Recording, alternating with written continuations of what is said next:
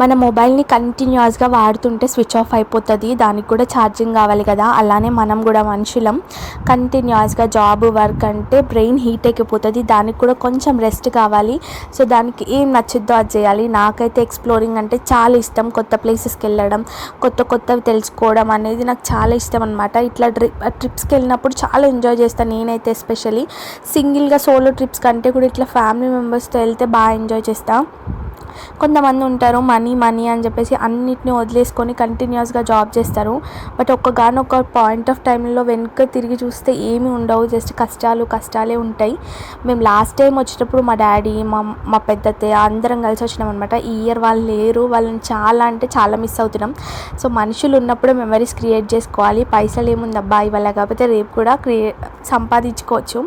Money ఇంపార్టెంటే కానీ money కంటే ఎక్కువ మనుషులు ఇంపార్టెంట్. మేమైతే చాలా మెమరీస్ క్రియేట్ చేసుకున్నాం. ఫుల్ వీడియో అయితే డిస్క్రిప్షన్లో ఇస్తాను, ఒకసారి చెక్అవుట్ చేయండి.